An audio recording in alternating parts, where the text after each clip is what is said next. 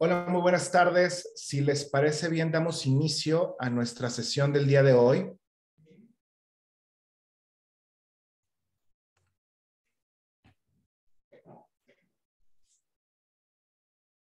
Vamos,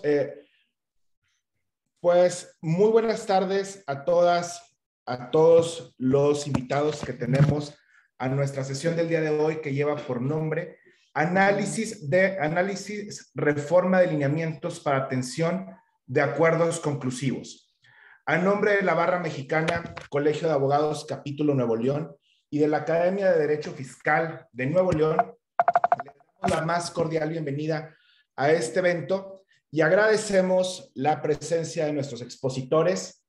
el licenciado Cristian García Olade y el licenciado Miguel Ángel Izquierdo, quienes serán quienes conduzcan el día de hoy nuestra sesión. Si me permiten, Cristian, Miguel, haré una breve semblanza de su trayectoria académica y profesional, y digo breve porque si no, no concluiríamos. Entonces, me gustaría presentar al contador público Miguel Ángel Izquierdo Flores. El contador en la iniciativa privada se ha desempeñado como encargado del área contable y fiscal en Consulting Law and Tax Corporation, Sociedad Civil. Ha sido senior del Departamento Fiscal de Prieto, Ruiz de Velasco y Compañía Sociedad Civil y supervisor senior en el área de Contraloría Externa en Sayes Sainz Grant Thornton, Sociedad Civil. Actualmente se desempeña como servidor público en el cargo de Director General de Acuerdos Conclusivos A de la Procuraduría de la Defensa del Contribuyente. Asimismo, funge como presidente de la Comisión Colegio de Contadores Públicos de México, Procuraduría de la Defensa del Contribuyente, y es integrante del Comité GIN de IFA México. Integrante además del Comité de Precios de Transferencia de IFA México y socio de la Asociación Nacional de Especialistas Fiscales, ANEFAC. Miguel Ángel, te damos la más cordial bienvenida y nuevamente agradecemos el generoso tiempo que invertirás el día de hoy en nuestra sesión. No, al contrario, Miguel, muchas gracias a ti, a los barristas, a la academia por esta amable invitación. Es un placer y un gusto para mí estar con ustedes y espero que esta charla les pueda gustar y sobre todo podamos transmitir todos aquellos criterios que hemos estado implementando en acuerdos conclusivos. Muchísimas gracias, Miguel Ángel. Me permito presentar ahora a Cristian García Olade, quien es licenciado en Derecho por la Universidad Nacional Autónoma de México. Cuenta con un diplomado en Derecho Fiscal por la Universidad Autónoma de México, una especialidad en Justicia Fiscal y Administrativa por el Centro de Estudios Superiores en Derecho Fiscal y Administrativo del Tribunal Federal de Justicia Administrativa y una maestría en Justicia Fiscal por el Centro de Estudios Superiores en Derecho Fiscal y Administrativo del Tribunal Federal de Justicia Administrativa. Dentro de su experiencia laboral y trayectoria profesional, resaltan haber sido secretario de acuerdos en la primera Sala Regional Hidalgo, México, Tribunal Federal de Justicia Fiscal y Administrativa, secretario de acuerdos de la primera sección de la Sala Superior del Tribunal Federal de Justicia Fiscal y Administrativa, jefe de departamento de la Dirección de Gestión Delegacional de la Procuraduría de la Defensa del Contribuyente, subdirector de la Dirección General de Acuerdos Conclusivos de la Procuraduría de la Defensa del Contribuyente, subdelegado de la Delegación Nuevo León de la Procuraduría de la Defensa del Contribuyente y actualmente el delegado estatal para Nuevo León de la Procuraduría de la Defensa del Contribuyente. Sin duda, una amplia experiencia en esta materia y en particular en acuerdos conclusivos. Te damos la más cordial bienvenida, Cristian, y agradecemos nuevamente tu presencia en este foro. Muchas gracias, Miguel. De verdad, un placer poder platicar con los barristas, con los miembros de la academia y sobre todo compartir el panel con nuestro director general de acuerdos conclusivos, Miguel Ángel, que sin duda es la piedra angular de este servicio de acuerdos conclusivos para la Procuraduría. Muchas gracias por la invitación.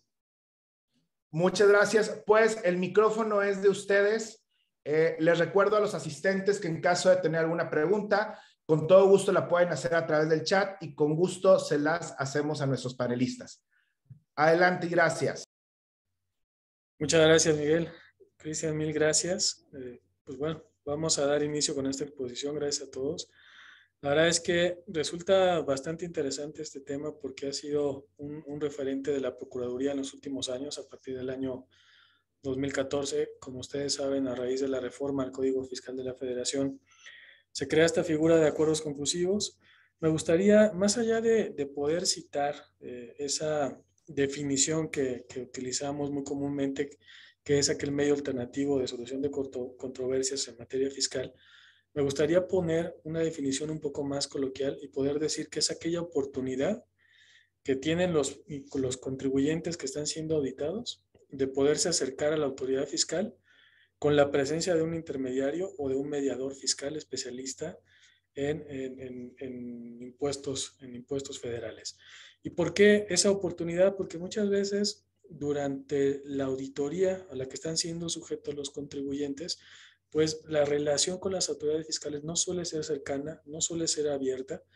y aparte del acto de molestia que puede representar esto en los pagadores de impuestos, pues resulta también muy complicado poder llegar a un momento en el cual se determine de manera incorrecta su situación fiscal y puedan tener que remar contracorriente, ¿no? Por eso resulta muy importante esta posibilidad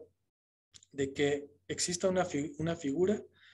que esté regulada o que esté sobre todo en manos de un especialista en materia fiscal, como es la Procuraduría de la Defensa del Contribuyente, totalmente autónoma e independiente de la autoridad revisora, y que en un momento dado le ayude a poder tener un acercamiento con la autoridad. Y de cierta forma también poder vigilar en un momento dado si la actuación de la autoridad revisora puede o no incidir en una violación grave y evidente a los derechos del contribuyente. Y si me permite también ahí agregar que además de una oportunidad para el contribuyente, también es una oportunidad para la autoridad fiscal para poder realizar una recaudación justa y apegada a derecho que le permita realmente cobrar lo que efectivamente se le adeuda sin necesidad de llegar a un litigio o a una situación contenciosa que muchas veces complica el cobro de las contribuciones que en realidad sí están adeudadas, que es de interés público, pues que todos los contribuyentes pues, contribuyan al gasto público. Entonces es una oportunidad también para el contribuyente, pero también para la autoridad. Entonces por eso hemos encontrado tanta apertura por parte de las autoridades fiscales para esta figura. Sí, es muy correcto lo que precisas, Cristian. Y también algo bien importante es como una figura tan trascendental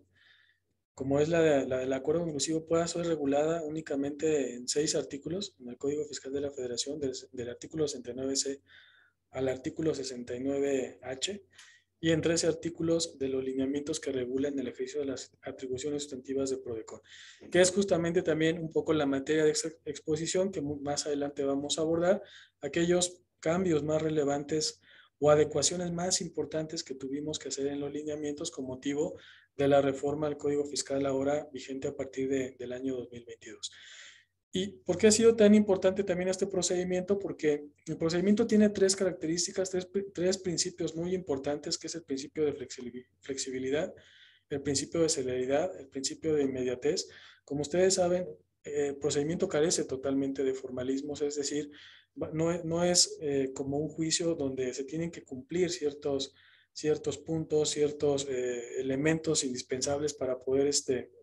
llevar a cabo el trámite. Si bien es cierto, dentro del procedimiento de acuerdo conclusivo, en el artículo 99 de los lineamientos se establecen aquellos requisitos mínimos, pues también esto permite poder sentar las bases de un buen procedimiento y después desarrollar de manera adecuada el acercamiento entre las partes, contribuyente y autoridad revisora. Y algo bien importante también es un procedimiento no adversarial, es un procedimiento de buena fe que implica la voluntad auténtica del contribuyente y de la autoridad fiscal para llegar a un consenso, a un acuerdo, y como bien lo decía Cristian hace un momento, que el contribuyente pueda determinar de manera correcta su situación fiscal con la valoración de la autoridad revisora y esta a su vez poder recaudar de manera justa y correcta las contribuciones a cargo de los pagadores de impuestos. Esto es bien importante, Miguel, lo que comentas, que los contribuyentes sepan que se trata de un procedimiento no adversarial, porque muchas veces nos encontramos en las solicitudes de acuerdo conclusivo, pues precisamente argumentos de forma, cuestiones que a lo mejor quieren hacer valer temas de jurisprudencia o de tesis, que van más en el tono del procedimiento que realmente de la sustancia de la operación, que está siendo materia de la observación por parte de la autoridad. Y desde luego que nosotros señalamos pues que esto no solo no es viable ni comparte la naturaleza de un procedimiento como es el acuerdo conclusivo, que lo que busca precisamente es conocer la verdad real de la operación, aclarar de fondo la situación del contribuyente, y también pues rebasaría un poco las facultades de la Procuraduría, porque nosotros no somos competentes en este procedimiento como mediadores para indicar si existe una ilegalidad o legalidad en el procedimiento que pueda viciarlo o recomponerlo o llevar a cabo este tipo de actos o de situaciones, ¿no? Entonces es importante que los contribuyentes tengan claro que si vienen al acuerdo conclusivo, lo que se va a tocar es el fondo del procedimiento y no cuestiones formales, ¿no? Es correcto, y justamente aquí es donde nosotros podemos encontrar en el artículo 69C. Actualmente tiene 4 párrafos, pero en el primer párrafo se establece justamente quiénes son aquellos contribuyentes que pueden adoptar el acuerdo conclusivo. Y el artículo 69, ese primer párrafo nos refiere que son aquellos que están siendo auditados en términos del artículo 42, fracción segunda, tercera o novena, es decir, una visita domiciliaria, una revisión de gabinete o una revisión electrónica. E incluso hay una regla que es la regla 6.2.3 de las reglas generales en materia de comercio exterior, vigentes en este año 2022, las cuales establecen que aquellos contribuyentes que estén siendo sujetos de un PAMA, de un procedimiento administrativo en materia aduanera, cuyo origen sea una visita domiciliaria, es decir, en términos del artículo 42, fracción tercera, pueden acudir a solicitar un acuerdo conclusivo ante PRODECON siempre y cuando exista una calificación de hechos o omisiones consignado por la autoridad revisora en el ejercicio de facultades de comprobación. Y esto se vuelve bien relevante y bien importante,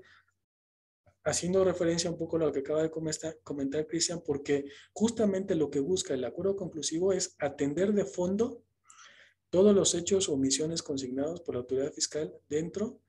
de su ejercicio de facultades de comprobación. Es decir, aquellos vicios de procedimiento, aquellas notificaciones ilegales, etcétera, no son materia del procedimiento conclusivo, porque no atendemos al fondo del asunto que nos permite llegar a la verdad real de las operaciones que están haciendo los contribuyentes.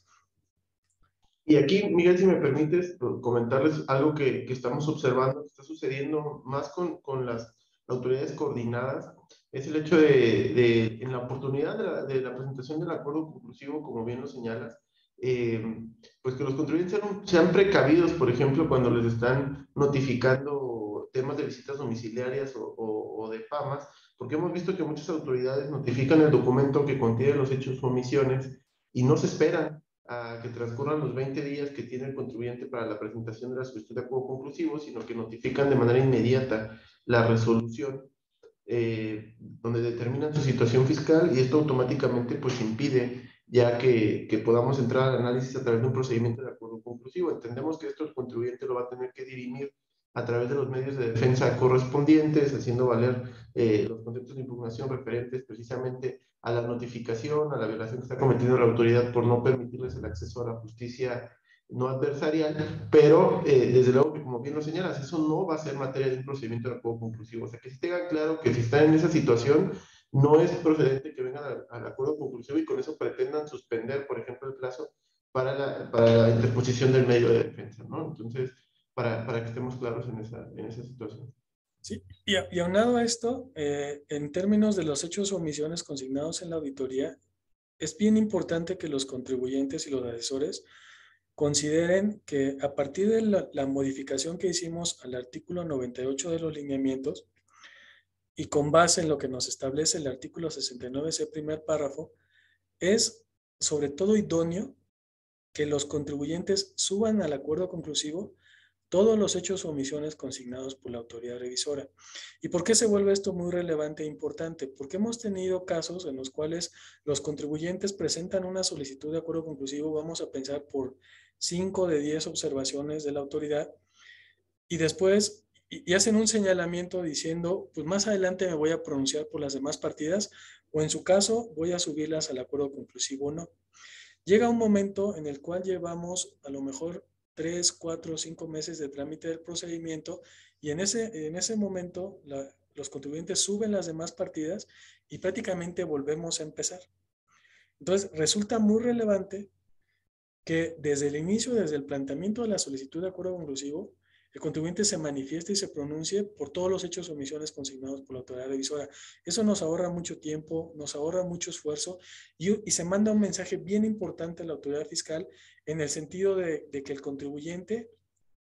quiere regularizar su situación fiscal al amparo del conclusivo, y por regularizar su situación fiscal me refiero a desvirtuar los hechos o omisiones consignados o incluso pagar las contribuciones correspondientes por aquellos hechos o omisiones por los cuales no aportó pruebas suficientes o incluso reconoce que cometió alguna irregularidad y por la cual quiere beneficiarse del acuerdo conclusivo o la condonación de multas o por la aplicación de los beneficios en términos del 70 del Código o del 74. Justamente lo que nos señala el artículo 98 es si el contribuyente no sube todos los hechos o omisiones al acuerdo conclusivo desde su escrito inicial, tu PRODECON requiérele para que en el plazo de los 5 días siguientes a la notificación del acuerdo de emisión pueda pronunciarse por esos hechos o omisiones que todavía no subió al acuerdo, y en caso de no hacerlo, podrá hacerlo más adelante, pero siempre y cuando regularice su situación fiscal por los mismos. Entonces, esta es una de las modificaciones más relevantes e importantes a nuestros lineamientos, y lo que buscamos es que justamente el principio de celeridad se aplique desde que inicia el procedimiento de acuerdo conclusivo.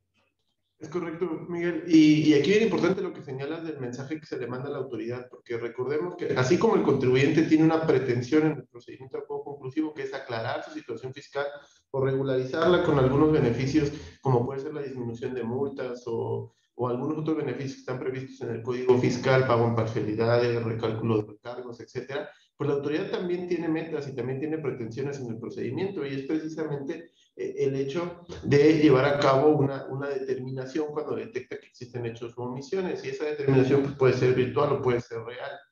Aquí decirlo con todas las letras, la recaudación que realiza una desconcentrada auditoría, por ejemplo, en papel, y que después se va a tener que litigar por una jurídica, en sus metas no cuenta igual que una recaudación real que haga en números, a lo mejor un procedimiento donde el contribuyente opte por regularizar alguna partida. Entonces, a lo mejor este mensaje que se manda desde un principio, pues sí cambia un poco la manera de los acercamientos, la apertura que tiene la autoridad para escuchar al contribuyente, para analizar los argumentos y sobre todo para valorar las pruebas. Entonces, pareciera a lo mejor que el contribuyente dice, no quiero bajar mis cartas desde un principio, o a lo mejor estas partidas no estoy seguro porque pudiera haber un vicio que quiera hacer valer un medio de defensa, pero que sí consideren el mensaje que se manda desde un inicio en este procedimiento a la autoridad para efecto de los resultados que puedes obtener. Y justamente se vuelve bien relevante a partir del año 2022 que los contribuyentes puedan bajar sus cartas, como bien lo comentas, o apostar al acuerdo conclusivo, al igual que la autoridad fiscal tiene que hacerlo desde la contestación o desde la primera mesa que convoque PRODECON, porque recordaremos que el texto vigente que está a partir del año 2022 señala que el acuerdo conclusivo va a tener un plazo máximo de trámite de 12 meses. Es decir, ya hay una temporalidad para el procedimiento de acuerdo conclusivo. Y esto no lo teníamos en el año 2021 o incluso del año 2014 al año 2020. ¿Qué sí teníamos? Pues teníamos ya una limitante que era justamente la oportunidad de la presentación del acuerdo conclusivo por parte de los contribuyentes, porque recordemos que anteriormente el contribuyente podía presentar una solicitud de acuerdo conclusivo hasta antes de que se le notificara el crédito fiscal a su cargo. Es decir, una auditoría, una revisión de gabinete dura 12 meses. Regularmente la autoridad fiscal tenía 6 meses, en ocasiones notificaba antes el crédito fiscal, pero si no era así, tenía 6 meses más para notificar la liquidación a cargo del contribuyente, y hasta antes de la notificación el contribuyente podía presentar su solicitud de acuerdo conclusivo.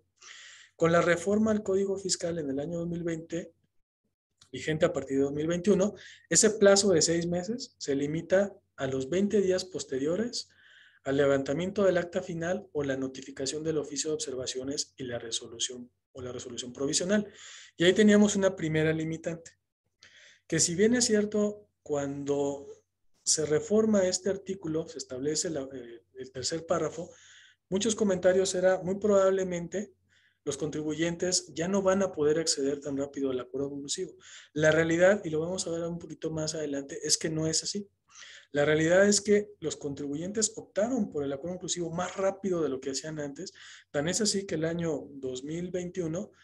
es el tercer año con mayores solicitudes de acuerdo conclusivo que hemos tenido en toda la historia de Prodecon, desde 2014 a la fecha, solo empatando por ahí 2016, 2017, si no mal recuerdo. Y esto permitió que se acelerara un poco el acceso al acuerdo conclusivo. Ahora bien, tenemos una limitante también, que no la teníamos antes. Si bien es cierto, los procedimientos de acuerdo conclusivo de manera general duraban menos de 12 meses, un poquito más a veces en cuestiones de grandes contribuyentes, dependiendo el tema, dependiendo si también la autoridad fiscal durante el procedimiento de acuerdo conclusivo hacía un procedimiento adicional, como pudiera ser una compulsa, como una solicitud de información a la CNBB, etcétera, pudiera ser que duraban un poco más. La realidad es que la mayoría de los procedimientos de acuerdo conclusivo terminaban en un plazo menor de 12 meses. Pero no teníamos la presión de ese tiempo. Ahora sí la tenemos y se vuelve muy importante que desde la solicitud de acuerdo conclusivo, como bien lo decía Cristian, se bajen las cartas por parte del contribuyente, se pida el acuerdo conclusivo por todos los hechos o omisiones consignados y se defina desde ese momento si el contribuyente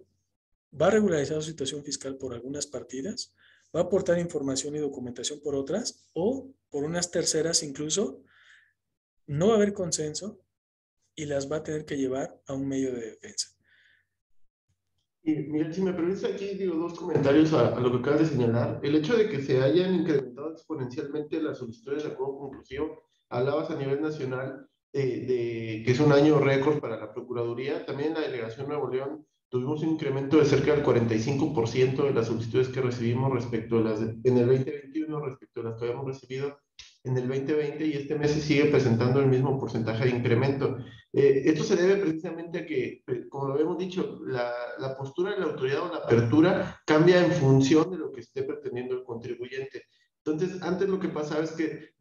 pasaban este plazo los 20 días o pasaba el plazo para ofrecer pruebas después de las observaciones del acta final, y pues el contribuyente lo que hacía es continuaba con el acercamiento con la autoridad, continuaba buscando el hecho de que le valoraran las pruebas que había aportado, y solo hasta que ya le iban a notificar la determinante y no encontrar esa apertura por parte de la autoridad, es que acudía al acuerdo conclusivo. Ahora no funciona así. Si el contribuyente deja pasar estos 20 días para venir al acuerdo conclusivo, es muy probable que después la autoridad únicamente lo escuche para efectos de regularizarse, porque ya no hay otra ventana de tiempo donde el contribuyente puede tratar todavía de aclarar su situación fiscal. Por eso se vuelve muy relevante la figura del acuerdo conclusivo, por eso más contribuyentes lo están utilizando al día de hoy, y pues mucho cuidado con este plazo, ¿no? De los 20 días. Ahora, lo que señalaban de los 12 meses, que si bien es cierto en muchos asuntos sí se agotan, sí necesitamos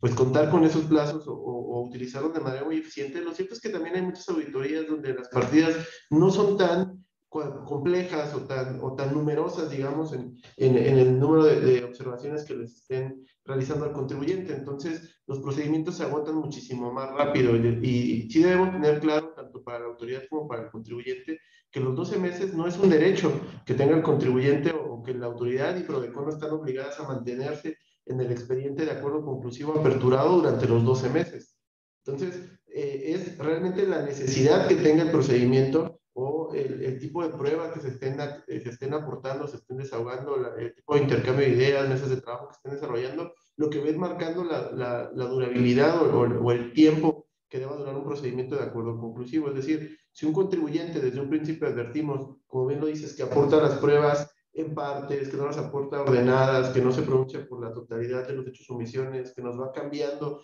los argumentos que va realizando durante el procedimiento, pues es claro, y así lo va viendo la Procuraduría también y la autoridad, pues que el contribuyente lo que está haciendo es retrasar el procedimiento de auditoría. ¿Y eso a qué nos va a llevar? Pues que va a llegar a un punto donde el procedimiento Prodecon va a referir que se encuentra agotado en cuanto a su instrucción, y puede turnarlo ya sea a un acuerdo conclusivo parcial o al cierre del expediente, dependiendo qué es lo que tengamos de materia en el mismo, pero que sí tenga claro el contribuyente que no es el hecho de me voy a esperar 6 meses, a lo mejor para alargar o preparar o perfeccionar mis pruebas y mis argumentos, y en los últimos 6 meses del procedimiento es donde voy a pretender desahogarlo todo. no funciona de esta manera. Y fíjate, Cristian, que tenemos un tema bien importante este año, ¿no? Porque justamente con esta limitante de 12 meses, la realidad es que nosotros no estamos pensando en 12 meses. Prodecon no está pensando en ese plazo de 12 meses, porque a manera de ejemplo, si un procedimiento de acuerdo conclusivo inició el día 3 de enero de este año, que es hábil para Prodecon, tiene que concluir prácticamente el 3 de diciembre del año 2023. Pero en términos del artículo, perdón, del Acuerdo General número 1 2022, como ustedes ya saben, esos 2 periodos vacacionales que tiene Prodecon, tanto en julio como en diciembre, para efectos del acuerdo conclusivo y de las áreas que tramitan el procedimiento, se vuelven hábiles. Pero tenemos un tema en diciembre, porque regularmente la segunda y tercera semana de diciembre son vacaciones también para el SAT. Son días inhábiles y muy difícilmente nosotros vamos a poder hacer alguna notificación a las autoridades fiscales, porque lo primero que nos van a decir es, se me queman los plazos, se me queman los tiempos, por favor apóyame para que me notifiques en el mes de enero, y nosotros de cierta forma no vamos a poder arriesgarnos como rectores del procedimiento a notificar hasta el mes de enero, porque muy probablemente en enero no vamos a poder encontrar al contribuyente o pueden ser días inhábiles, etcétera. Lo que nosotros tenemos que hacer es recortar de cierta forma esos 12 meses, esos 15 días y considerar también hacia atrás 15 días más para efecto de tener un procedimiento que dure entre 10 y 11 meses. Pero si tomamos en cuenta lo que nos señala el artículo 103 de los lineamientos, anteriormente lo que nos decía es, cuando la autoridad fiscal acepte la adopción del acuerdo conclusivo, Prodecon elaborará el proyecto, es decir, el documento que firma la autoridad, el contribuyente y el funcionario de Prodecon, en un plazo, que se elaborará en un plazo de 7 días, ahora se extiende a un mes, ya le quitamos un mes más al trámite del procedimiento, es decir, ya estamos hablando prácticamente de 10 meses o de 10 meses y medio. Y este se vuelve bien relevante y se vuelve importante tanto para la autoridad revisora y para el contribuyente, porque en un momento dado Prodecon va a tener que decir, autoridad fiscal, contribuyente, hasta aquí damos continuidad al trámite o hasta aquí finalizamos el trámite del procedimiento de acuerdo inclusivo, porque yo necesito un mes más para elaborar mi proyecto. Cuando el contribuyente regularice su situación fiscal o desvirtúe algunas partidas, ya sea de manera total o parcial, o incluso para notificar el acuerdo de cierre donde yo señale que no hay consenso entre las partes. Entonces, se vuelve muy importante, se vuelve muy relevante este plazo y por eso comento que no estamos hablando prácticamente de 12 meses, sino en la práctica vamos a estar operando entre 10 y 11 meses máximo. Esto va a cortar muchísimo los tiempos, por eso es muy importante, primero, y esto lo he obtenido de la autoridad fiscal, así como los contribuyentes pueden decir en un momento dado, es que la autoridad revisora únicamente vino, me notificó la orden de visita domiciliaria, me hizo un primer requerimiento y no lo volví a ver hasta la última acta parcial o el acta final, también la autoridad fiscal hace comentarios en el sentido de decir, es que el contribuyente jamás atendió la auditoría. Es decir, nunca me exhibió información y documentación, y ahora resulta que en el procedimiento de acuerdo conclusivo viene a dejarme 40, 50 cajas y pretende que las valore en el plazo de 20 días que me da Prodecon en términos del artículo 69D del Código Fiscal de la Federación. Entonces, aquí es un ganar-ganar y un aportar de las dos partes. Tanto el contribuyente que tenga una buena atención a la auditoría, una presentación oportuna y completa de la solicitud del acuerdo conclusivo dentro del plazo de los 20 días posteriores al levantamiento del acta final, del oficio de observaciones y la resolución provisional, y también de la autoridad revisora de poder atender y valorar de manera correcta la información que presenta el contribuyente en la auditoría y posteriormente dentro del acuerdo conclusivo. Una queja también muy recurrente del contribuyente que ya está en el acuerdo conclusivo es que Prodecon a la autoridad fiscal le otorgas muchas prórrogas. Y resulta que desde hace 2 meses o desde hace 3 meses yo presenté mi solicitud de acuerdo conclusivo, le presenté información en alcance y a día de hoy no tengo una definición. Nosotros también aquí como Prodecon tenemos que ser, si bien es cierto, flexibles, de conformidad con uno de los principios del propio procedimiento, tenemos que ser también más estrictos en el sentido de poner el piso parejo para las autoridades y para los contribuyentes, para dar oportunidad a ambos de que uno presente las pruebas suficientes, oportunas y completas, y el otro pueda valorar de manera adecuada la información aportada por los pagadores de impuestos. Los interrumpo un segundo. Tenemos una pregunta del licenciado Gerardo Prado. Nos señala, hemos notado que en ocasiones el SAT en los procesos ante la Prodecon solicita demasiada información en lugar de un muestreo para simplificar los procesos. ¿Qué tanto la Prodecon influye ante el SAT para efectos de razonabilidad de sus solicitudes de información? ¿Existe algún criterio al respecto? Aquí, si me permites, Miguel, digo, es bien importante lo que señalabas y va de la mano con el comentario que hacías, el tema de que el contribuyente a veces viene y presenta 40, 50 cajas de documentación sin desglosar qué es lo que pretende con la misma, sin relacionarlo específicamente con la observación que está realizando la autoridad, sin cruzar a lo mejor la información y pretendiendo que sea la autoridad quien haga todo ese trabajo artesanal, digamos, de poder cruzar la información o leerla como la pretende el contribuyente. Y la verdad es que esto no funciona porque, como bien lo señalaba, la autoridad tiene muchísimas auditorías, no solo la que tenga este contribuyente, y tristemente no es la interesada en el tema de aclarar el hecho o omisión, el interesado es el contribuyente. Entonces, la forma en la que se presenta la información sí es muy, muy relevante para efectos del resultado que se obtiene. Y por lo menos aquí en la Delegación Nuevo León, hablo por la experiencia que hemos tenido, yo no he encontrado una sola autoridad que esté cerrada a realizar pruebas selectivas. Incluso si hay un criterio sustantivo por parte de Prodecon donde señala que las partes pueden acordar cualquier tipo de diligencia o prueba, como lo es también una prueba selectiva, que como bien lo señalaba el abogado que realizaba la pregunta, pues es a lo que se refiere, una prueba selectiva y no el 100% de la documentación que integra a lo mejor una partida. Yo me he percatado que la autoridad pide el 100% de la documentación cuando es el contribuyente quien entrega una parte con errores o va modificando lo que pretende probar durante el procedimiento. Es ahí donde a lo mejor cuando el contribuyente dice, ya lo revisé bien y no es lo que te dije durante toda la auditoría, es este el concepto que pretendo aclarar y aquí está la documentación, que pudiera parecer que a lo mejor la están realizando en este momento o que la está confeccionando el contribuyente. Cuando pudiera presumirse eso, es cuando realmente la autoridad cierra la puerta a un tema de pruebas selectivas. Si no es así, la verdad es que en la mayoría de los procedimientos, cuando es mucha la información, las partidas son cuantiosas, sí tratamos de realizar pruebas selectivas del 30%, tal vez de la integración, o a lo mejor cuando es por periodos, pues a lo mejor de los 3 meses más relevantes, etcétera, ¿no? Pero en la gran mayoría encontramos esa apertura de la autoridad para pruebas selectivas, salvo que exista algún comportamiento por parte del contribuyente o algún tema a lo mejor de contradicción en la documentación que se ha aportado hasta el momento, pues que le pueda presumir a la autoridad otro tipo de situaciones. Sí, totalmente de acuerdo. La realidad es que nosotros, con base en el criterio sustantivo, hemos tratado de poder transmitir a la autoridad fiscal que deben de trabajarse con base en muestras. Ellos incluso comentan que la auditoría es con base en muestras y en ocasiones, salvo casos donde el contribuyente, como bien lo decía Cristian,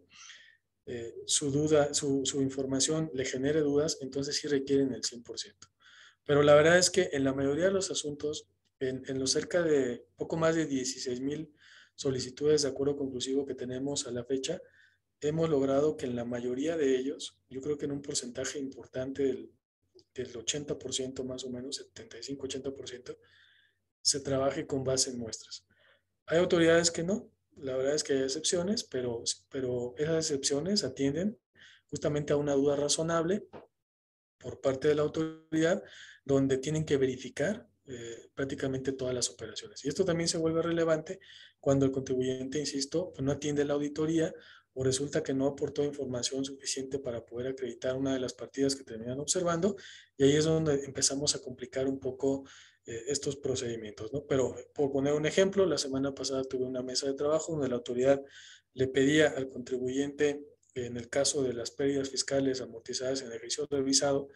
que eran de ejercicios anteriores, el 100% de la información. Y en la mesa de trabajo le sugerimos que a lo mejor aportara el 100% de las balanzas, es decir, las balanzas de cada uno de los meses, y de esos meses seleccionar aquellos rubros que pudieran impactar de manera más importante en la pérdida fiscal que se generó en el ejercicio anterior y aportar la información suficiente. La autoridad accedió, y si esa muestra puede generarle confianza, muy probablemente la autoridad ya no pida más información y documentación. Incluso, Miguel, la prueba selectiva puede dividirse también en dos partes, porque no se trata en el procedimiento de hacer trabajar al contribuyente ni de que invierta recursos sin ninguna razón. Entonces,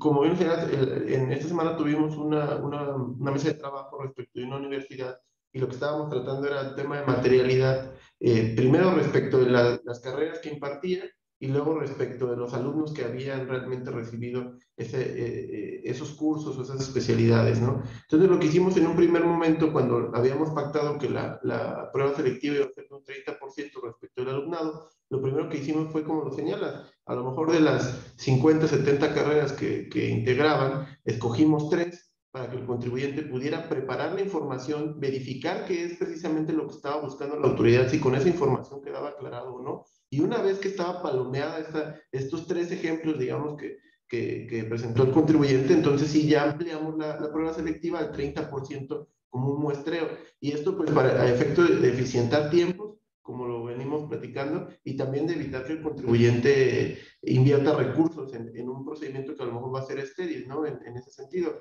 pues recordemos que en términos de la ley de derechos del contribuyente, todas las autoridades tenemos la obligación de llevar a cabo nuestra labor de la manera que le resulte menos onerosa al contribuyente. Entonces, también los contribuyentes pueden solicitar esto al momento de ofrecer una prueba selectiva, o a lo mejor al momento de que ellos mismos estén preparando sus pruebas, pues pueden ofrecer en un principio un muestreo y señalar, bueno, si esto es suficiente, entonces ya estoy trabajando en ampliarte la muestra, ¿no? Y esto pues no se ve con malos ojos por parte de la autoridad ni de Prodecon. Sí, es correcto. Hay partidas, aquí nada más para mejor terminar con el comentario, hay partidas por las cuales la autoridad fiscal sí pide el 100% de la información y documentación, y es el caso de la CUCA, donde ahí regularmente dice, yo quiero ver la integración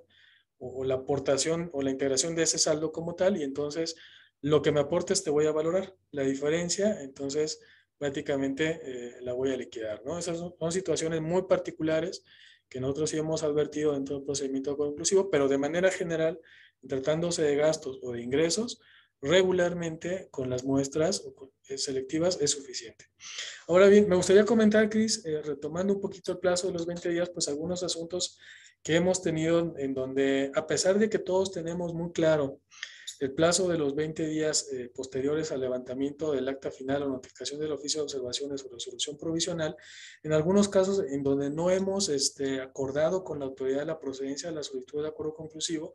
y me refiero a aquellos procedimientos que iniciaron en ejercicios anteriores a la vigencia de este plazo, es decir, en 2019 o 2020, donde incluso el oficio de observaciones o el acta final se notificaron en 2020. Nosotros tenemos un criterio que protege de cierta forma el derecho del contribuyente, el derecho adquirido a presentar la solicitud de acuerdo conclusivo, porque en el momento en que se notifica el documento donde se consignan los hechos o omisiones, nace el derecho del contribuyente a presentar la solicitud de acuerdo conclusivo, pero la presentan en el año 2021 o en el año, muy difícilmente en 2022 vamos a tener ese tipo de supuestos, pero pudiera ser que en aquellos procedimientos que iniciaron con un acta de comparecencia en 2020 y que hoy el contribuyente presente o que en 2021 se haya presentado con un oficio de observaciones, la autoridad determine o considere que es improcedente. Pero la realidad es que en términos de nuestro criterio, nosotros señalamos que aquellas solicitudes de acuerdo conclusivo que se presentaron en 2021, aun y cuando el oficio de observaciones o el acta final era de 2020, eran totalmente procedentes. En muchos de los casos, la autoridad fiscal no se subía al acuerdo conclusivo por considerar que la norma era de procedimiento y el texto vigente era el que señalaba que tenía que ser 20 días posteriores al levantamiento del acta final o del oficio de observaciones. En algunos casos, en grandes contribuyentes, logramos brincar esta limitante cuando el contribuyente proponía la regularización del 100% de los hechos o omisiones consignados en la auditoría, pero la verdad es que han sido pocos asuntos. Y la realidad también es que en la mayoría de los casos no hemos tenido esta problemática. Fíjate que aquí en Nuevo León tuvimos un asunto particular y va relacionado con la pregunta que hace Aurora en el chat. Precisamente tuvimos un asunto donde el contribuyente acudió en el 2021, evidentemente estaba fuera del plazo de los 20 días contados después del levantamiento del oficio de observaciones. Sin embargo, cuando revisamos la documentación, nos percatamos que existía un acta de comparecencia que había sido levantada los últimos días de diciembre del 2020. Entonces, aplicando el criterio sustantivo que emitió el Comité Técnico de Normatividad de PRODECON, nosotros señalábamos y de manera muy transparente la normatividad vigente. La normatividad aplicable es aquella que se encontraba vigente al momento de que se consignaron hechos o omisiones, porque ese acto es el que detona el derecho del contribuyente para acudir a la justicia alternativa. Entonces, como decíamos, como la calificación de hecho se encuentra consignada en esa acta que se levantó en diciembre de 2019, pues la normatividad aplicable era la de 2019, la vigente hasta esa fecha, donde no existía la limitante de los 20 días. Entonces, aun cuando se presentó en el 2021 la solicitud, nosotros lo admitimos y era un asunto de sistema financiero. Encontramos buenos oídos por parte de la autoridad, contestó admitiendo la procedencia de la solicitud de acuerdo conclusivo, y incluso es un asunto donde el contribuyente pues ya lleva cierto porcentaje de las observaciones desvirtuadas. Entonces, sí señalar esta parte, que tengan en cuenta el criterio que emitió PRODECON para efectos de la oportunidad en la presentación de la solicitud de acuerdo conclusivo. Pero no solo se presentan esos problemas, nos decían aquí en la pregunta que si existe algún precedente de suspensión otorgado en contra de la reforma del 2020. Más que el tema de la reforma, precisamente el antecedente que existió en un amparo fue precisamente esta situación de qué normatividad era aplicable dependiendo del momento de la presentación o el momento en el que se consignaban los hechos o omisiones, y ese es el antecedente que acabamos de comentar. Pero se han dado otras dos situaciones, Miguel, en los procedimientos de acuerdo conclusivo, y una de ellas precisamente es donde sabemos que hay días que son inhábiles para PRODECON y hábiles para la autoridad, o viceversa. Entonces, nosotros desde 2014 que se implementó esta figura, teníamos muy claro que para que un día sea hábil en el procedimiento, tiene que ser hábil para las tres partes, ¿no? Para el contribuyente, para PRODECON, para la autoridad. Si era inhábil para alguna de las dos autoridades, pues evidentemente no lo computábamos en ese plazo. Se dio el caso que dentro del cómputo de los 20 días que realizó el contribuyente y la Procuraduría, un día era inhábil para PRODECON, pero sí era hábil para la autoridad, es decir, no estaba señalado en la miscelánea fiscal como día inhábil. Cuando admitimos la solicitud y recibimos la contestación por parte de la autoridad, nos hace el cómputo y nos dice que es improcedente porque está fuera del plazo de los 20 días, computando como hábil ese día que para PRODECON había sido inhábil. Entonces, entramos ahí en el tema del análisis con la autoridad, y desafortunadamente pues no aceptó la procedencia del acuerdo conclusivo, culminó con un acuerdo donde PRODECON consignó una violación grave y evidente a los derechos del contribuyente, pero sí lo señalamos porque aunque para PRODECON tiene que ser hábil, o ese es el criterio que nosotros tenemos, lo cierto es que hemos encontrado por parte de la autoridad algunos, no muchos, pero sí algunos casos en particular donde hemos visto afectado al contribuyente. Entonces, para que lo tomen en cuenta. Sí, esto es importante porque finalmente nosotros no buscamos ayudar al contribuyente, si me permiten decirlo de esa forma, con una cuestión formal. Para nosotros eso no se vuelve relevante porque finalmente no resolvemos la situación fiscal del contribuyente dentro del acuerdo conclusivo. ¿Y a qué me refiero? Al momento en que PRODECON tiene que emitir un cierre con violación grave y evidente a los derechos del contribuyente, si bien es cierto, le da un pronunciamiento por parte del especialista en materia fiscal que puede aportar como prueba el contribuyente en una instancia judicial, la verdad es que no resolvimos de fondo la situación fiscal del contribuyente, que ese es el objetivo del acuerdo conclusivo. Entonces, ¿cómo podemos ayudar a un contribuyente cuando él presenta de manera anticipada su solicitud de acuerdo conclusivo, cuando no nos mete a nosotros también en aprietos en el sentido de decir, sí la presentó en el día 20, pero la presentó después de las 5 de la tarde, que es un horario inhábil para nosotros, pero en términos del punto cuarto del Acuerdo General 9/2020, pudiéramos interpretar que esa presentación de la solicitud del acuerdo conclusivo, que fue en un horario inhábil, está oportunamente presentada al día hábil siguiente dentro de la primera hora. Muchas veces estos criterios, el SAT pudiera no compartirlos y pudiéramos meter en un tema al contribuyente en donde quede prácticamente en un hilo la procedencia de la solicitud o la emisión a trámite de la solicitud. Nosotros siempre la vamos a emitir, pero no necesariamente vamos a obtener la respuesta que queremos de la autoridad fiscal. Por eso se vuelve relevante que el contribuyente no se espere al último día, que el contribuyente presente su solicitud de acuerdo inclusivo en tiempo y forma, la presente de manera completa y oportuna, que todos los hechos o omisiones estén debidamente soportados con una manifestación, con documentación comprobatoria, con una propuesta adecuada que permita a la autoridad también analizarla, valorarla y hacer un pronunciamiento suficiente. Ahora bien, en este sentido, cuando de esta forma podemos encaminar el procedimiento de acuerdo inclusivo de manera adecuada, podemos también tener una retroalimentación adecuada por parte de la autoridad fiscal y la mediación se vuelve más eficiente. De lo contrario, todos remamos contra corriente y entonces pudiera ser que el acuerdo conclusivo no llegue al fin que nosotros buscamos. Sí, si me permites otro ejemplo de las problemáticas que se da cuando los contribuyentes, precisamente como lo señalas, dejan o presentan su solicitud del último día o jugando con estas reglas o estas interpretaciones que, repito, pudiéramos compartir en la Procuraduría, pero como bien lo señalas, tal vez la autoridad no. Se han dado asuntos en temas, por ejemplo, de revisiones de gabinete, ¿no? Tratándose de una visita domiciliaria, pues todos sabemos que el día que se levanta a lo mejor el acta final, pues ese mismo día surte efectos, porque es un acto que se está llevando a cabo en presencia del contribuyente, entonces no tiene la figura del surtimiento de efectos. Entonces, el plazo comienza a computarse a partir del día siguiente. Pero en caso de una revisión de gabinete, pues el Código Fiscal señala 20 días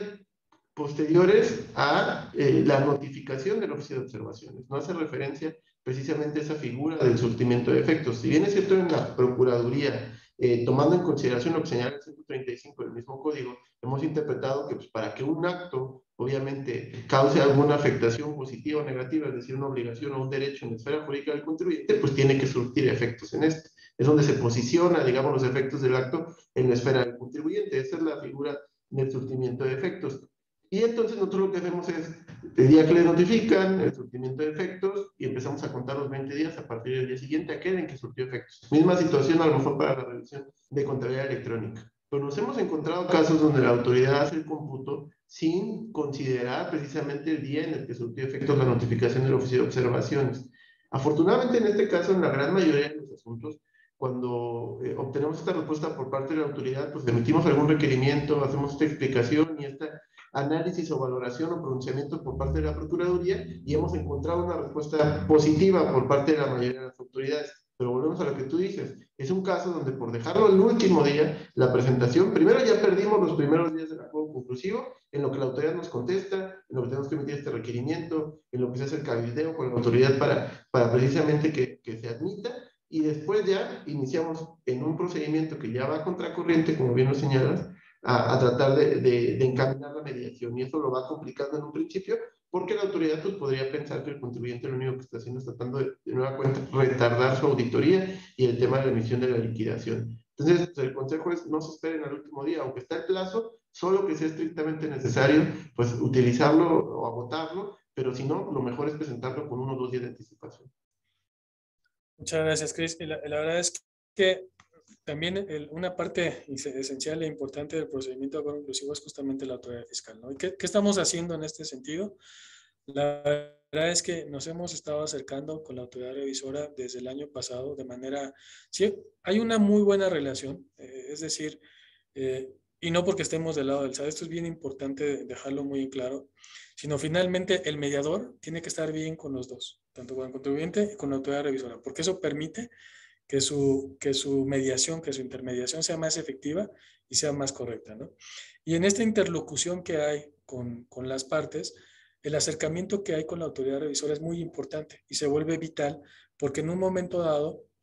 cuando ellos hacen una valoración adecuada en tiempo y forma de la información del contribuyente, de los argumentos que aporta,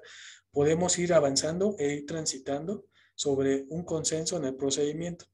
Cuando la autoridad revisora no hace una valoración adecuada o no funda y motiva su contestación o los informes posteriores que nos va rindiendo, nosotros emitimos requerimientos, nosotros platicamos con la autoridad también y hablamos con ellos en el sentido de decir, pronúnciate de manera adecuada, funda y motiva tus oficios y también darle oportunidad al contribuyente de poder presentar información o documentación que desvirtúa las observaciones. O más importante todavía, Cris, el hecho de la celebración de las mesas de trabajo. Creo que esta es una herramienta muy importante que muchos de ustedes han visto y recordarán que en los lineamientos todavía vigentes hasta el año pasado, pues señalaba el artículo 104 que Prodecon podía convocar a las mesas de trabajo en cualquier momento. Y ahorita y teníamos un criterio que señalaba que podía convocar a las mesas de trabajo cuando analizara que fueran idóneas y fueran oportunas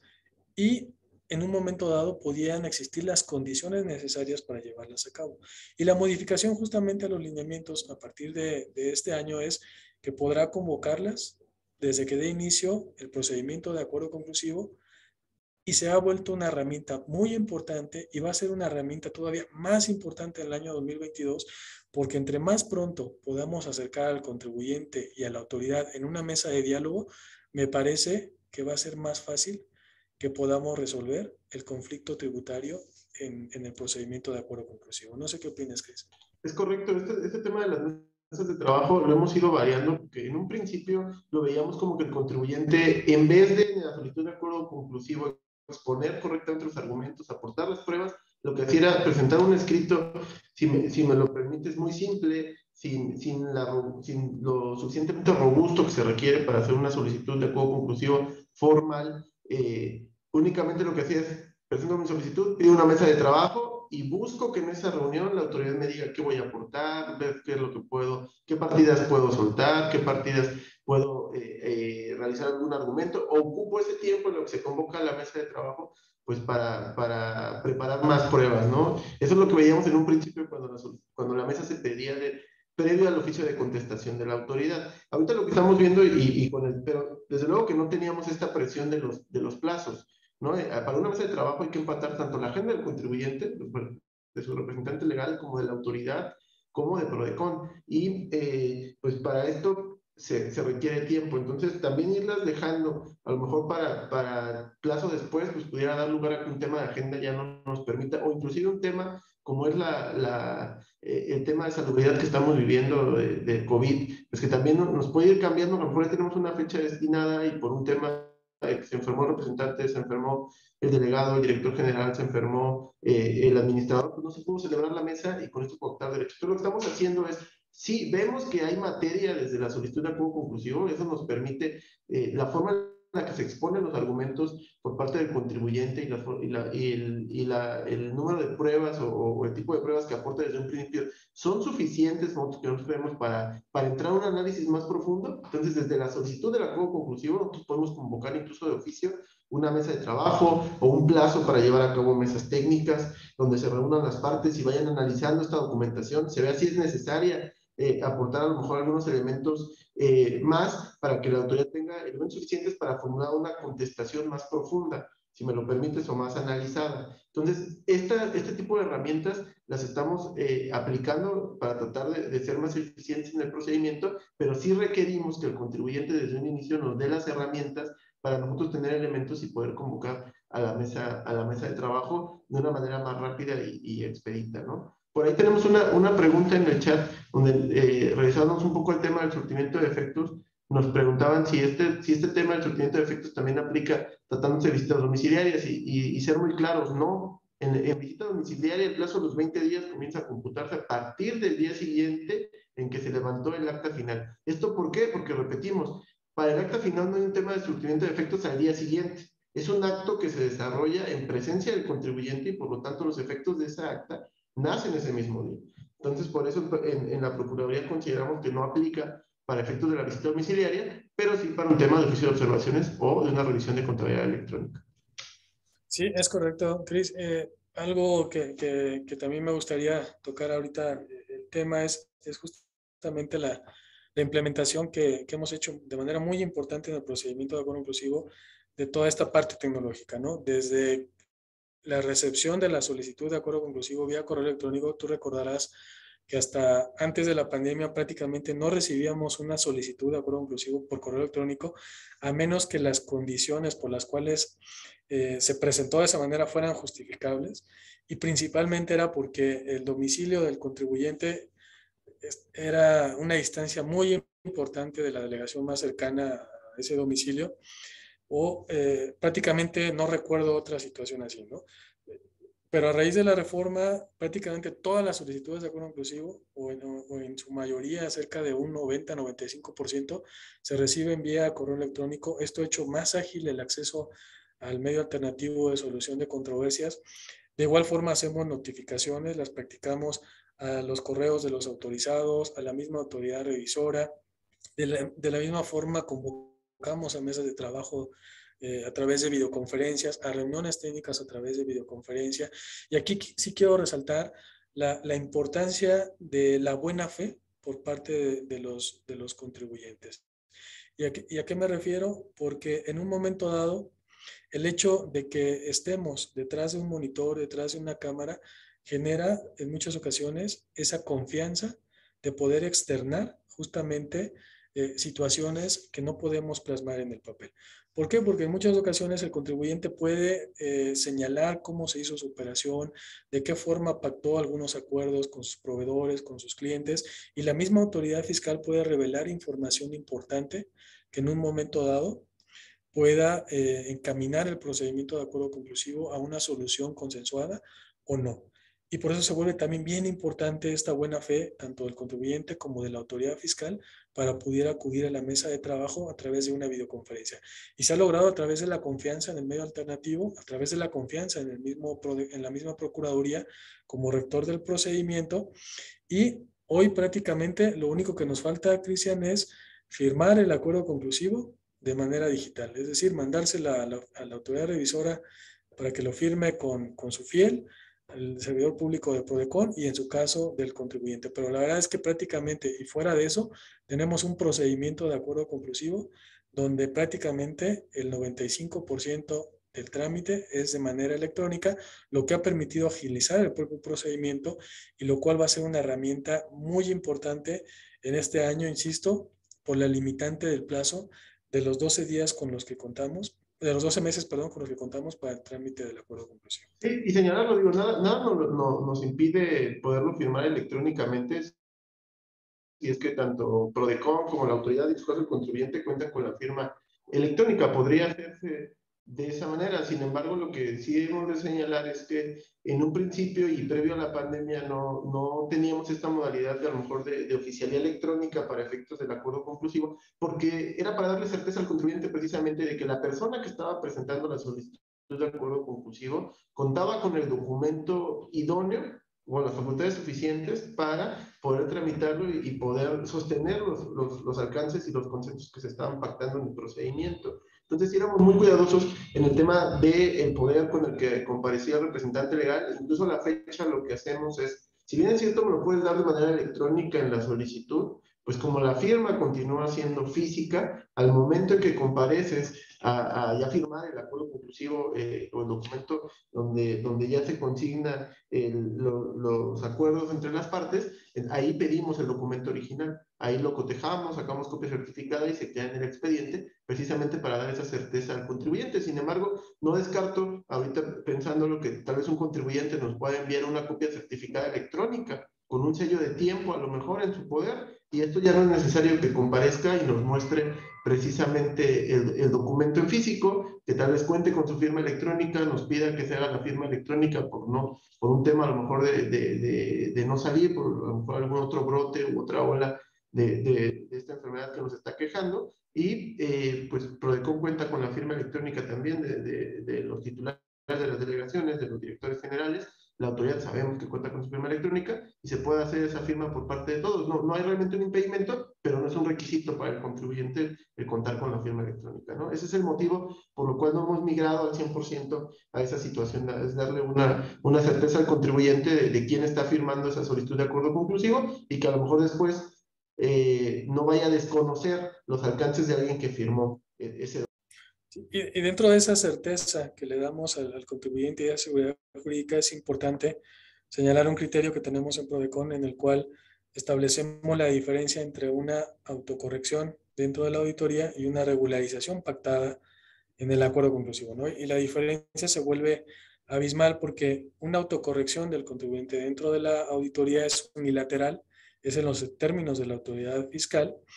y una regularización pactada dentro del acuerdo inclusivo es justamente un consenso, un acuerdo que se logra con el contribuyente y la autoridad revisora, donde existe un documento que se firma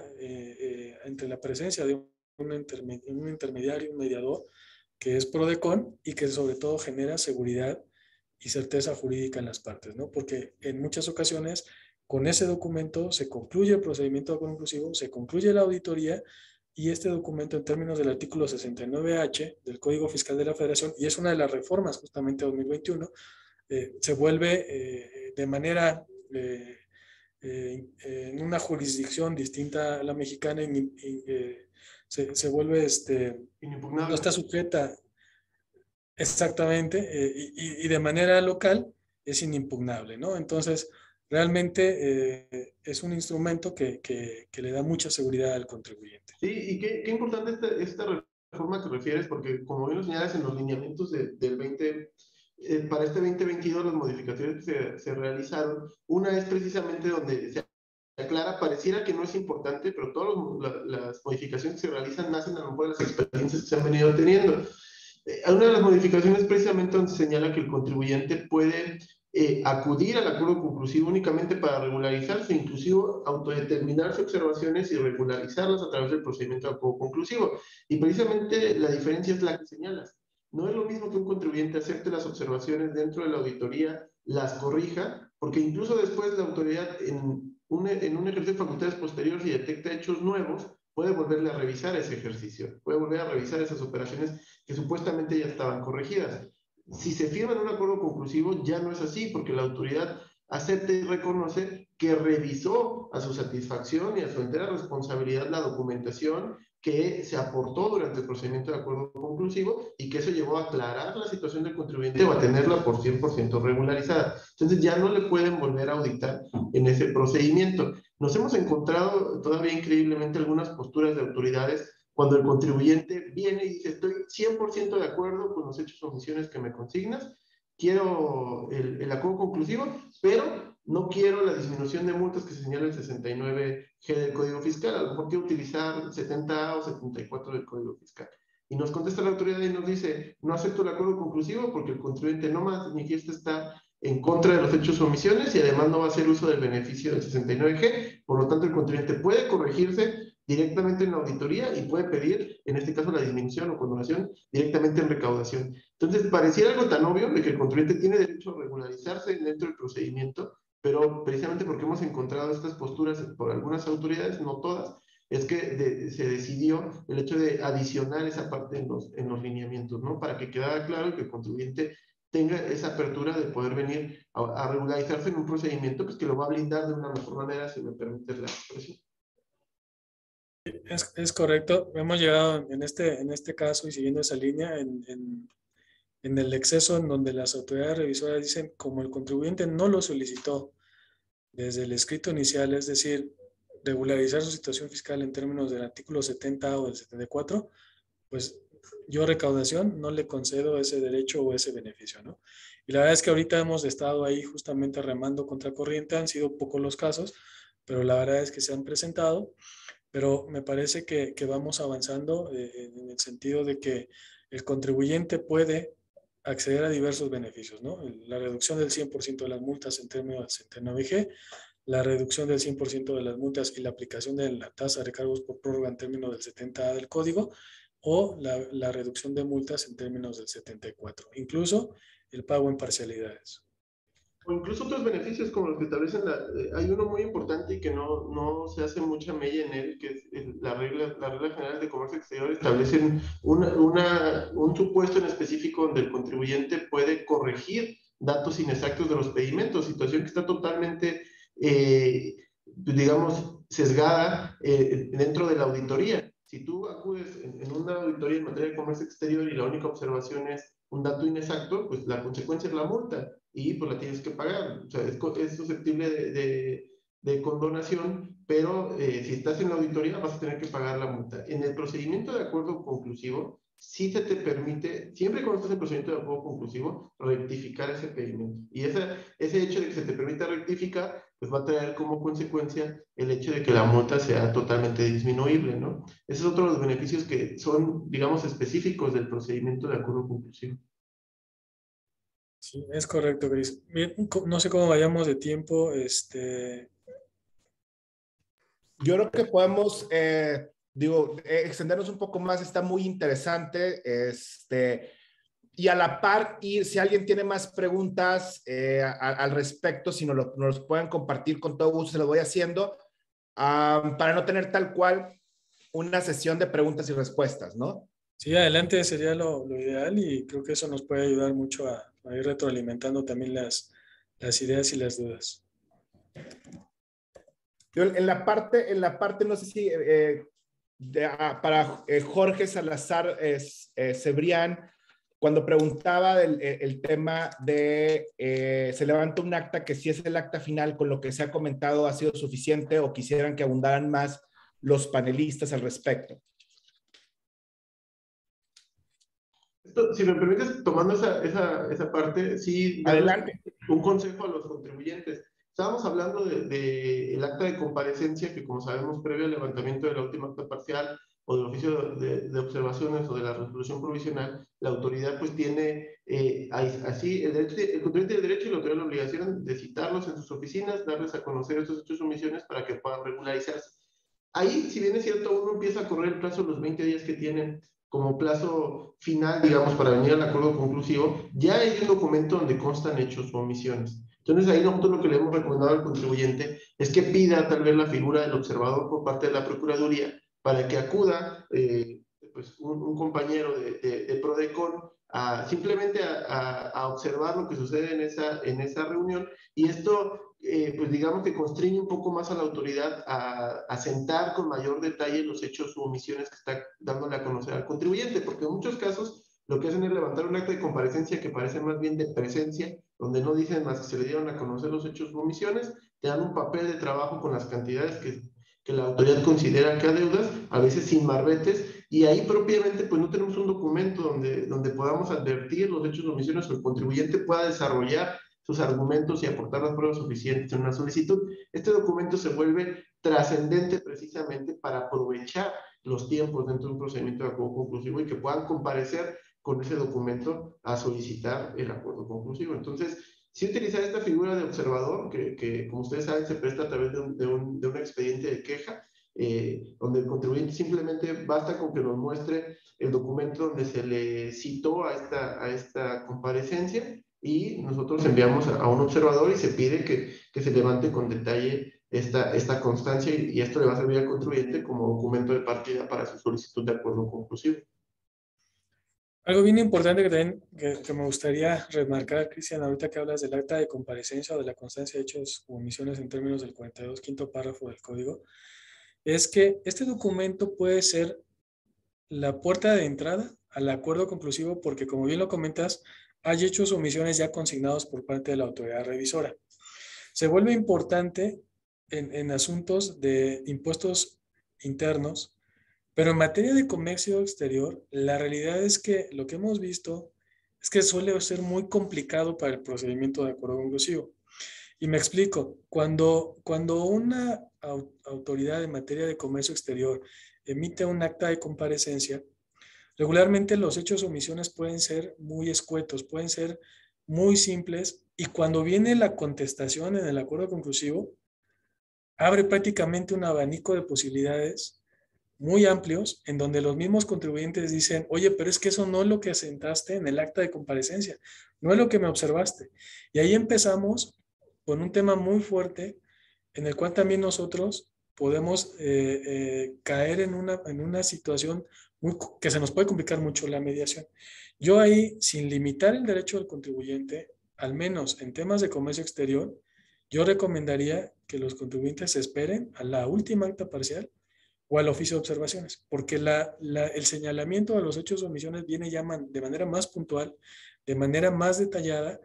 y sobre todo no pudiéramos ver una posible variación de hechos u omisiones consignados en la auditoría. No sé tú qué opinas o experiencias hayas tenido en eso.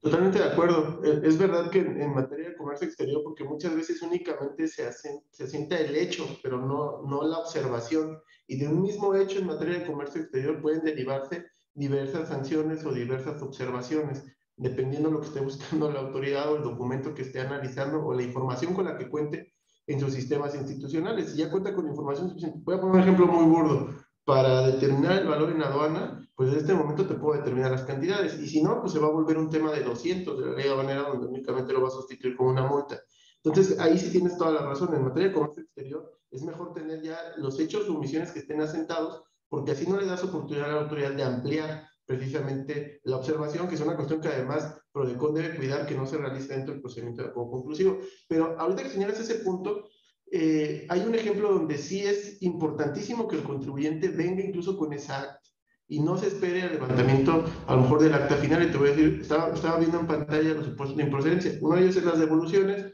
y las auditorías que se practiquen en términos del propio 22 del Código Fiscal de la Federación. Pero precisamente con la reforma al Código Fiscal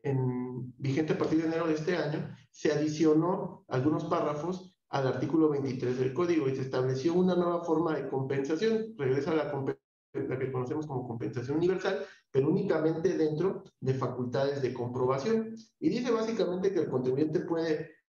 tenemos la compensación normalita, tenemos la compensación de oficio que puede realizar la autoridad con sus reglas cada una, y tenemos alguna nueva que es la compensación en ejercicio de facultades de comprobación. Esta pues la va a tener que solicitar el contribuyente. Ojo con los plazos también, porque estábamos hablando del plazo de los 12 meses, y para resolver esto la autoridad tiene primero 25 días para resolverte o emitirte un requerimiento. Pues el contribuyente 20 días para resolver ese requerimiento, para atenderlo. Y luego, si hubo requerimiento, la autoridad tiene otros 20 días para resolver la solicitud. Estamos hablando que se puede llevar incluso 3 meses. Si estás dentro de un procedimiento de acuerdo conclusivo y quieres utilizar esta figura de la compensación en ejercicio de facultades, tienes que cuidar los plazos, porque no podemos obligar a la autoridad a resolver más rápido simplemente porque estás en un procedimiento de acuerdo conclusivo y se te está agotando el plazo de los 12 meses. Ojo primero con eso. Y segundo, el tema para acceder a este tipo de condonación, el contribuyente, repito, tiene que presentar una solicitud, pero el mismo 23 te establece plazos. Te dice, la puedes presentar desde el levantamiento del oficio de observaciones y hasta 20 días después. Empata con el acuerdo conclusivo. Es decir, si dejas pasar el plazo del acuerdo conclusivo, ya no puedes venir con esa propuesta, ni siquiera en la auditoría, porque ese te fue el mismo plazo de los 20 días. Eso en revisión de gabinete. Este tipo de compensación solo se establece para visita domiciliaria y revisión de gabinete. Pero en revisión de gabinete no tenemos el problema. El tema es en la visita domiciliaria, porque te dice, tendrías que venir desde el levantamiento de la UAP o 20 días después. Y te marca o hasta antes de que se haya levantado el acta final. Si tú vienes a un acuerdo conclusivo con el acta final, ya no puedes solicitar ese tipo de compensación ni ofrecer ese tipo de regularización dentro del procedimiento de acuerdo conclusivo, porque el mismo 23 te marca que tienes hasta antes del levantamiento del acta final. Entonces, ojo con el documento con el que vienes al acuerdo y ofrecer ese tipo de regularizaciones, ¿no? O sea, sí tendríamos que ver, dependiendo lo que está pretendiendo el contribuyente y la materia de la solicitud, y ver con qué documento es el idóneo para que venga, con esa acta de comparecencia, con la UAP, con las observaciones, o la provisional, o a lo mejor con una hemos visto muchos casos donde vienen incluso con la misma orden de visita, normalmente cuando viene una secuencia donde primero revisaron el dictamen del contador, que además ahora con las reformas a las obligaciones del dictamen regresa este tipo de auditorías mucho más, con más cotidianidad. El contribuyente desde la orden ya conoce los hechos o omisiones, porque la autoridad, conforme a lo que ha resuelto la Corte, tiene que motivar suficientemente qué partidas, qué documentación y qué apartados fueron insuficientes o no pudo resolver, no pudo revisar o aclarar con la documentación que le dio el contador. Y entonces sí, ir a revisar al contribuyente. Entonces, a lo mejor desde la misma orden, en una secuencial, ya cuenta con los hechos o omisiones. Sí, cada caso particular nos va a ir detonando con qué documento puedes venir o no. Sí, es correcto. La verdad es que también hemos admitido muchas solicitudes de acuerdo conclusivo cuando, sí, cuando incluso vienen con la orden o con la solicitud de información y documentación, máxime cuando ya tenemos un antecedente, es decir, un expediente ya abierto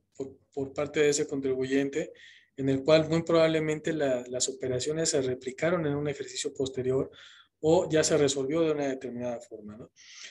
Ahí es cuando sobre todo damos apertura a la posibilidad de la presentación de la solicitud de acuerdo conclusivo cuando se trata de una solicitud de información y documentación o la orden de revisión de gabinete y la orden de visita domiciliaria. Pero son casos muy particulares en los cuales sí hemos tenido resultados, sobre todo cuando se trata de que las autoridades pues también tienen una apertura importante o cuando los contribuyentes incluso pretenden regularizar de manera multianual su situación fiscal. Y esto lo vemos mucho cuando tratamos asuntos de grandes contribuyentes, porque regularmente, si les están auditando un ejercicio y en los posteriores también tienen auditorías o incluso en las anteriores, la intención de los contribuyentes es una regularización de la que le llamamos holística, una regularización multianual, y entonces nos permite estos alcances, el procedimiento de acuerdo conclusivo, incluso en aquellos ejercicios que ni siquiera pueden estar siendo auditados por parte de la autoridad, que dejamos totalmente a salvo las facultades de comprobación de la autoridad fiscal, pero asentamos en el acuerdo conclusivo que fue voluntad del contribuyente replicar alguna regularización o alguna situación que en un momento dado era benéfica porque se había consensuado en el ejercicio revisado con la autoridad fiscal. Sí, es correcto, digo, hay muchos casos donde el contribuyente, como bien lo dices, a lo mejor puede ser que la operación no tenga efectos en otro ejercicio, pero su modelo de operación es el mismo y repitió ese mismo tipo de operaciones en otros ejercicios. Ahí es donde normalmente lo que se hace es conversar con la autoridad y con el contribuyente, se le aperturan los demás ejercicios, regulariza, como tú dices, de manera general o multianual, y eso con el beneficio de disminución de multas en todos los ejercicios, porque se firma un solo acuerdo conclusivo. Entonces, con esa intención se hace. Pero hay otros asuntos, como bien lo refieres, donde a lo mejor no es que sean las mismas operaciones en varios ejercicios. Se me ocurre la enajenación de acciones, a lo mejor con este tema que estuvo muy de moda ahora con la reforma de la segregación de los elementos de la propiedad, ¿no? De la nueva propiedad y el usufructo, y que se detectaron muchas estrategias por parte de contribuyentes donde estaban generando pérdidas fiscales a través de estos elementos. Pues obviamente cuando se eliminan los efectos en un año, pues se van replicando o los efectos que se generan los años siguientes o esas pérdidas, pues se van, pues los puedes ver en el mismo procedimiento de acuerdo conclusivo. Y si bien es cierto, como bien lo señalas, no está la autoridad obligada a observar lo que el contribuyente ha regularizado los ejercicios, porque no es materia del ejercicio que es propiamente sometido a acuerdo conclusivo. Lo cierto es que en la experiencia, por lo menos yo, no he visto que a un contribuyente le inicien facultades respecto a otro ejercicio, porque la parte más fuerte que la autoridad pudo haber detectado ya se resolvió en este procedimiento. Entonces, incluso el contribuyente ahí va cerrando, pues, digamos, posibles auditorías con un tema de una regularización general o compleja de los efectos que tuvo la operación que le están observando. Sí, es correcto. La verdad es que ese es uno de los grandes beneficios del acuerdo conclusivo y creo que va a ser un tema bien importante ahora con la limitante de los 12 meses, porque finalmente, si ya estamos instrumentando un procedimiento de acuerdo conclusivo, vamos a pensar de enero a marzo y el contribuyente en el mes de abril pretende acumular a este primer procedimiento una segunda solicitud de acuerdo conclusivo, el plazo se va a volver relevante. Y me parece aquí que vamos a atender al plazo del primer procedimiento. No podríamos pensar que la segunda solicitud de acuerdo conclusivo amplíe ese plazo de 12 meses, es decir, que en vez de que concluya en enero del siguiente año, tenga que concluir hasta abril o en el momento que se presentó la segunda solicitud. Y esto, aun cuando en un momento dado no está normado o no está regulado, el criterio tendría que ser más conservador y atender a los 12 meses del primer procedimiento de acuerdo conclusivo. Sí, totalmente de acuerdo. Sí, hay muchos asuntos donde el contribuyente le aperturó una auditoría, ya está por culminar y cuando tienen observaciones, donde la autoridad detectó, como bien señalas, un tema de una operación que puede repercutir en otro ejercicio que se va repitiendo en ejercicios posteriores, pues le abren nuevas auditorías y entonces tenemos procedimientos desfasados, un acuerdo conclusivo que ya se puede someter, que incluso ya se resolvió, y otro que apenas se va a consignar los hechos o omisiones. Entonces, si ya agotamos el plazo de los 12 meses en el primero, va a ser muy complicado poder esperar ese procedimiento, su firma, para acumularlo al segundo. Ahí el contribuyente lo que va a tener que hacer, y también vamos a tener que ponernos muy creativos en el tema de tratar de verificar en qué está la segunda auditoría, ¿no? Y convencer o invitar a la autoridad a subir la segunda auditoría al procedimiento de acuerdo conclusivo primero para desarrollarlo al mismo tiempo, porque de otra forma, como bien lo señalas, esa sí va a ser una limitante para ese beneficio que se estaba dando. Sí, es correcto. Y dentro de esas limitantes, pues hablamos de esa reforma en el año 2021 en el cual se establece en el tercer párrafo del 69C del Código Fiscal de la Federación justamente las causas de improcedencia de la solicitud del acuerdo conclusivo. Ya lo veníamos nosotros realizando en la práctica. La realidad es que en el tema de devoluciones o de saldos a favor, el tema de compulsas o incluso cumplimentación de resoluciones o sentencias, a menos que el contribuyente viniera a regularizar su situación fiscal, pues estábamos nosotros dictando una improcedencia. Se elevan ahora a nivel de código, algo que ya hacíamos en la práctica, como ya bien había comentado. No obstante, se agregan dos elementos adicionales, que es el plazo de 20 días a que se refiere el artículo 69, ese segundo párrafo, y aquellos contribuyentes que están listados de manera provisional o definitiva de conformidad con el artículo 69b del Código Fiscal de la Federación. Y prácticamente con esos tenemos las improcedencias ya muy marcadas, muy establecidas, en el procedimiento de acuerdo conclusivo. Pero ojo, esta limitante es para los EFOS, no para los EDOS. Los EDOS sí pueden venir al acuerdo conclusivo y hemos tenido, no muchos porque es muy complicado acreditar la materialidad, más cuando ya tienen un procedimiento realizado a la autoridad con los proveedores y los listaron aquí, pero sí hemos tenido casos donde la autoridad ha reconocido materialidad. Entonces, ojo, la limitante y la improcedencia es para los EFOS, no para los EDOS. Y aquí, Cristian, creo que es importante también mandar un mensaje porque finalmente cuando el EDO comparece al acuerdo conclusivo a acreditar la materialidad de las operaciones y sobre todo señalando que un EFO acudió al medio de defensa y la sentencia fue favorable por un tema de forma, la realidad es que las autoridades fiscales no adoptan el acuerdo conclusivo porque la interpretación es: estoy de acuerdo, el medio de defensa fue favorable para el EFO, pero fue un tema de forma. No acreditó en ningún momento la materialidad de la operación o del servicio que te está prestando a ti como EDO. Entonces, ahí se vuelve importante también porque este es un criterio que hemos visto mucho en el acuerdo conclusivo y resulta relevante porque prácticamente aún y cuando exista una resolución favorable para el EFO, si es, insisto, de forma, realmente la autoridad fiscal no va a considerar que el EDO ha desvirtuado las observaciones o ha acreditado la materialidad de las operaciones. Es correcto, y vas a una hora con la reforma al código, al tema precisamente del 17 bis, en ese tema de restricción y cancelación de certificado de sello digital, que ahora sí se agrega ya como un tema de restricción y cancelación, el hecho de que los EDOS pues, no hayan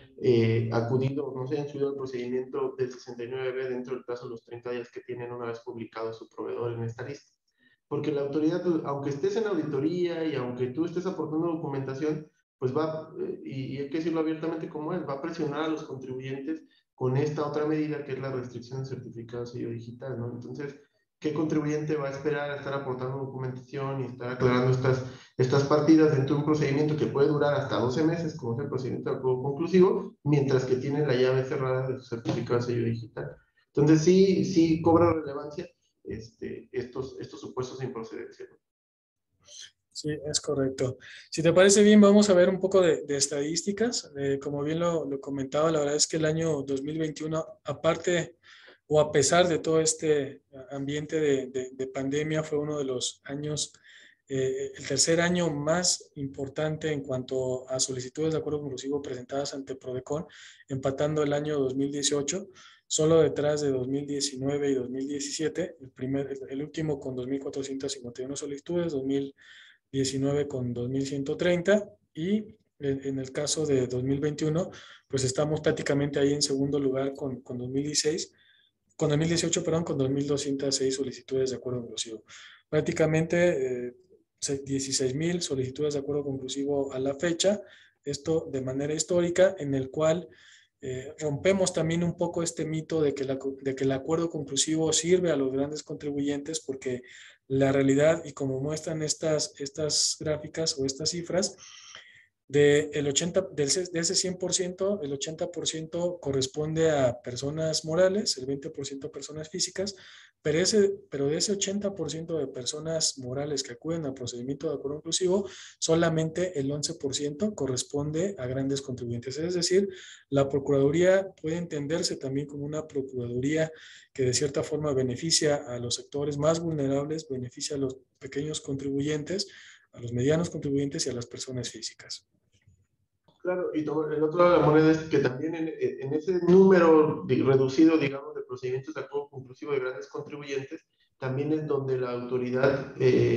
pues ha podido recaudar o donde Prodecon ha apoyado a la recaudación de manera más fuerte, ¿no? Lo vamos a ver en gráficas, pero o sea, es un procedimiento que, como bien lo dices, ese mito de que los procedimientos de acuerdo conclusivo son utilizados únicamente por los grandes contribuyentes, pues vemos que no es cierto. Y la segunda, también que los utilicen los grandes contribuyentes es un beneficio para la autoridad fiscal. Sí, es correcto. De esto, importante también mencionar que en el caso de la eficacia del procedimiento de acuerdo conclusivo, la realidad es que, y ustedes lo pueden consultar en los datos abiertos que están publicados en la página oficial de Prodecon, la eficacia es del 69%, es decir, de cada 3 asuntos que tenemos en acuerdo conclusivo, 2 se firman con un acuerdo o un consenso entre las partes. Esto se vuelve relevante porque realmente te habla de que el procedimiento es un procedimiento exitoso, es un procedimiento en el cual hay confianza y sobre todo es muy eficaz. Bien, finalmente estos son números en cuanto a tipo de auditorías. La verdad es que quienes más acuden son aquellos que tienen una revisión de gabinete, seguido por una visita domiciliaria, y en cuanto a revisiones electrónicas es un número menor, pero prácticamente tenemos este tipo de estadísticas. Las personas, en cuanto a autoridades, la realidad es que con quien más tenemos acuerdos conclusivos es con el SAT, prácticamente un 71%, seguido de las autoridades coordinadas con un cerca del 26%, y de ahí en fuera el IMSS, Infonavit y Conagua. Y prácticamente son los elementos que hemos advertido más relevantes y más importantes en esta exposición. Y aun y cuando no vimos de manera particular cada uno de los artículos, Cristian, me parece que hemos abordado de manera muy puntual todos estos artículos que se han modificado en términos del 97, lo que ya comentábamos. Justamente recoge el plazo de los 12 meses para la presentación de la solicitud de acuerdo conclusivo, recoge el hecho de que el Prodecon tiene que requerir al contribuyente cuando no sube todos los hechos o omisiones en la solicitud de acuerdo conclusivo, y que puede presentar la solicitud del contribuyente con aquel documento en donde esté la calificación de hechos u omisiones. Y es así como en cada uno de los artículos, no se reformaron todos, prácticamente fueron 9 de 13 los artículos que se modificaron, pero recogiendo, como tú bien comentabas, todas las experiencias que ha tenido Prodecon y sobre todo el trámite de los procedimientos de acuerdo conclusivo. Es correcto, fuimos tocando con los ejemplos y los tópicos que hemos planteado, todas las modificaciones que pueden revisar en esta presentación que con mucho gusto les compartimos, y pueden revisar la modificación o las adiciones que se realizaron, pero pues ya básicamente comentaste todas ellas.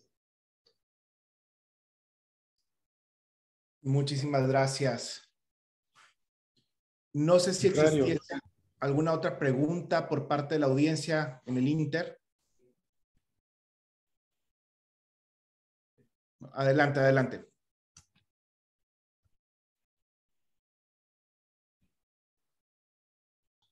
Me parece que no, que ya no hay más preguntas, Miguel. No, no hay hasta ahora. Ok. Creo que no tenemos ninguna pregunta, ¿verdad? No, no tenemos preguntas. Ok.